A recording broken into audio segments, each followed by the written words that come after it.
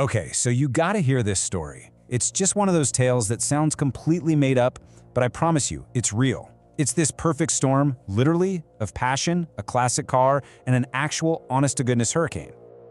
But let me ask you this first. How far would you go to protect something you absolutely love?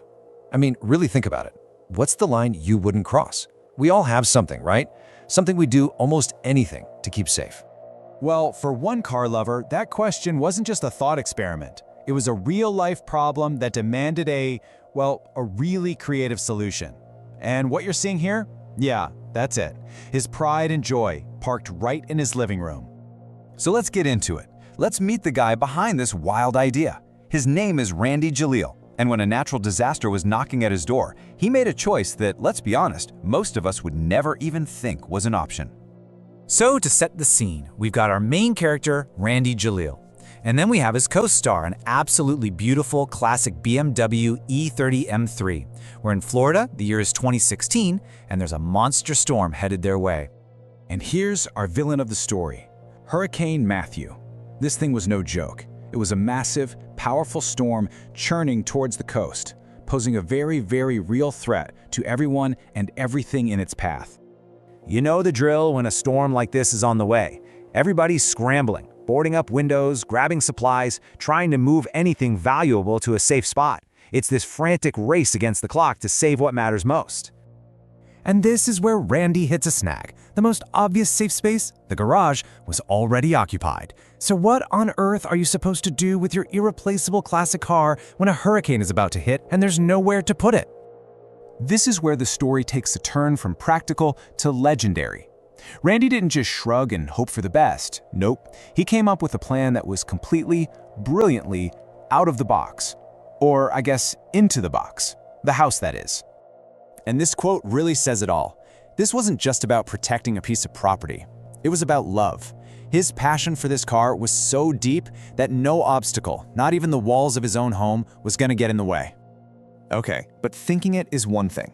Actually doing it, that's a whole other level. This wasn't easy. It took incredible precision, a ton of skill, and probably nerves of steel. Let's break down how he actually pulled off this seemingly impossible feat. It was like a surgical procedure. First, he had to meticulously measure his double doors to make sure the car would even fit. I mean, can you imagine if he was off by a centimeter? Then came the super stressful part. Slowly, carefully maneuvering this car inside his house until he parked it just perfectly right there in the living room. And believe it or not, he did it. The car was inside, safe and sound. It became a temporary and very large piece of furniture tucked in right behind the sofa, totally shielded from the storm, without a single scratch on it. Mission accomplished. Just picture this for a second. The storm is past, the outside world is probably a mess, and there's Randy, just chilling, having his morning coffee and breakfast right next to his car, in his living room. It's such a surreal and kind of beautiful image. Of course, a story this good couldn't stay a secret. Randy posted a few pictures of his unique parking situation, and the internet did what the internet does best. It went absolutely viral. The whole thing just exploded, and suddenly everyone was talking about it. And people were totally split on it. You basically had two camps. On one side, you had people saying, this is complete madness. It's irrational, it's extreme. But on the other side, you had people who saw it as true passion. They thought it was inspiring, the ultimate display of dedication. So, what can we take away from all this? I think this story tells us something really interesting about us, about human nature. It's about that emotional connection we can form with things, where logic just kind of goes out the window. Because at the end of the day, this isn't just a story about a car.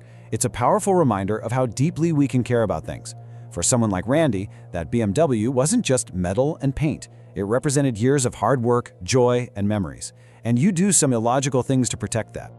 And that really brings it all back to that first question. After hearing all this, what's your living room BMW? What's that one thing you care about so much that you would find a way, no matter how crazy it seemed, to bring it inside during a storm? Something to think about for sure.